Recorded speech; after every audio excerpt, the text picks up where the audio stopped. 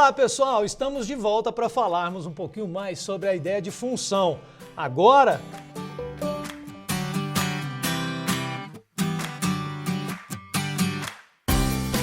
já minuciando cada qual dos elementos, né? Para a gente ter uma função, já pontuamos e salientamos por repetidas vezes, né? Muito embora você ainda tenha o recurso de voltar nas aulas anteriores e buscar o conhecimento que às vezes fica como lacuna, mas nós já pontuamos que a ideia de função ela é proveniente de uma relação. Relacionar, eu vou precisar de duas coisas, né? Então, a gente agora vai entender o que é cada uma dessas coisas. A gente vai colocar cada um no seu quadrado, ado a ado, né? Cada parte vai estar satisfazendo uma determinada característica dentro da função. As principais partes da função, os principais elementos de uma função são o domínio, o contradomínio e a imagem, né? Então, entendendo cada um deles, a gente vai conseguir verificar todo o processo como um todo de formação de função. O domínio de uma função, pessoal, nada mais é do que o que a gente chama de variável independente.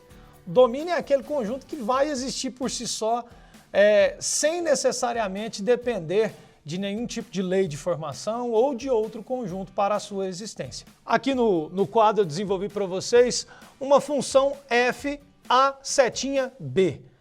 No final dessa aula a gente vai estar craque em saber o que significa o a setinha b.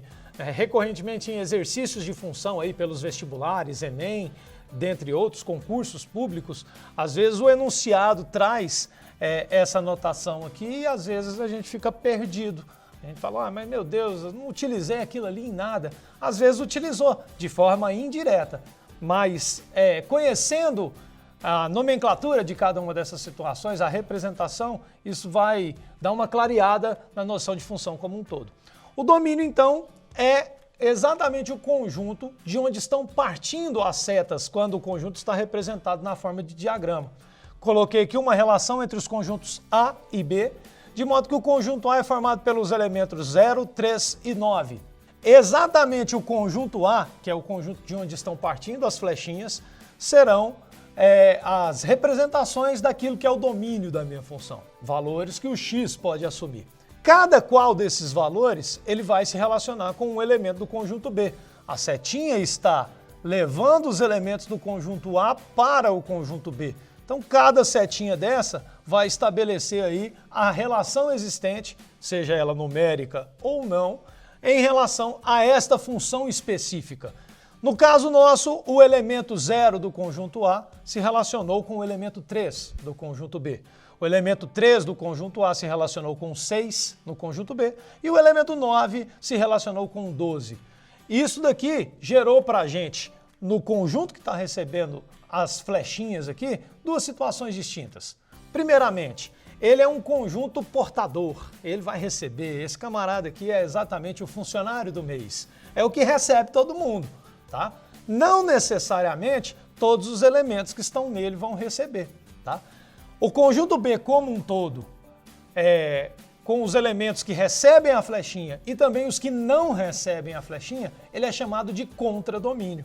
Então, para existir uma função, o domínio relaciona-se com elementos de um outro conjunto chamado de contradomínio. É exatamente isso daqui que a notação quer dizer. Sempre então que aparecer a notação com um conjunto, uma setinha e um outro conjunto na frente, esse primeiro elemento é o domínio da sua função e o segundo elemento é o contradomínio da sua função. O contradomínio, ele possui elementos que recebem uma relação a partir dos elementos do domínio. Cada elemento que receber a setinha aqui, para cada qual que for relacionado com um do conjunto A, nós vamos chamar de imagem, tá?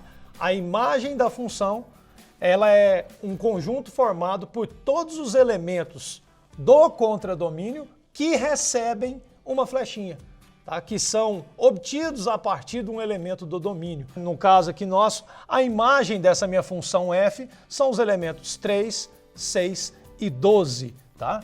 Não necessariamente contradomínio é igual a imagem.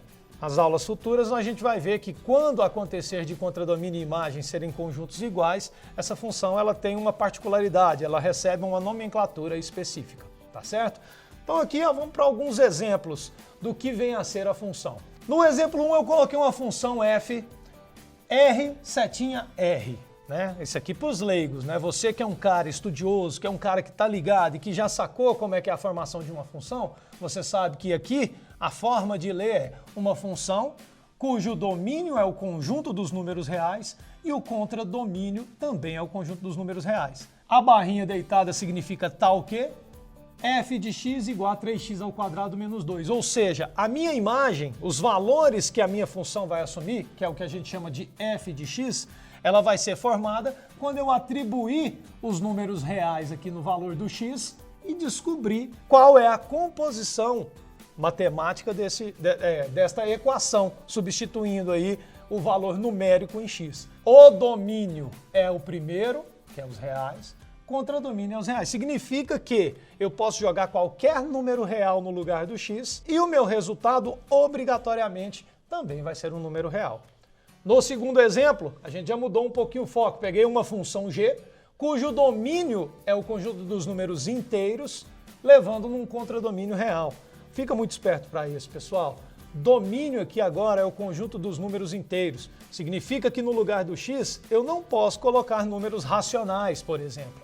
Eu posso colocar apenas valores positivos inteiros ou negativos inteiros. Mesmo assim, o meu resultado, o valor de g de x, e aqui ainda falta um parênteses bem bonito que você não pode se esquecer, que é para representar que os valores da minha função g serão obtidos a partir de x, a gente vai poder obter qualquer valor real aqui dentro. Percebam que eu não estou analisando a imagem aqui. A imagem são os valores obtidos quando eu substituir o valor de x. No terceiro exemplo aqui, ó, vai ficar bem legal de você observar que ele deu uma função h que está dentro de um intervalo. Pintou uma notação nova que a gente não pontuou até então. Ó. Esse cochetezinho aqui. Ó. Esses cochetes representam intervalos de números reais, tá? Significa que o menor valor que eu posso pegar para o valor de x é menos 1 e o maior valor é o 6.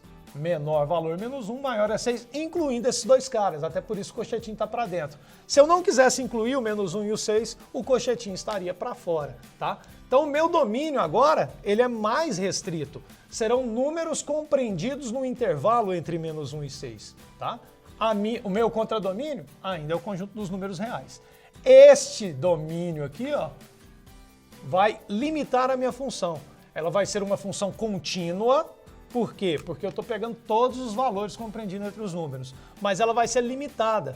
Vai me gerar uma imagem limitada, não vai me gerar um conjunto infinito. Percebam então, domínio e contradomínio, ele é dado para você toda vez que a função for transcrita na forma de lei de formação.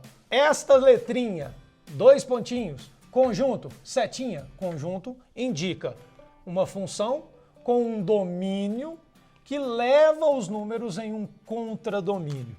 A obtenção da imagem, a gente vai estar pontuando sobre isso nas nossas próximas aulas. Em todas essas funções, o domínio foi dado. Pode ser que o cara camufle esse processo aqui, ó, no meio de um exercício. Então a gente vai ter que ter a sacada de verificar a existência dos valores de x ali, ó, para serem aplicados dentro da função.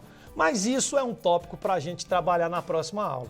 E eu espero vocês lá. Muito obrigado por assistir o vídeo. Fiquem com Deus e tamo junto aí.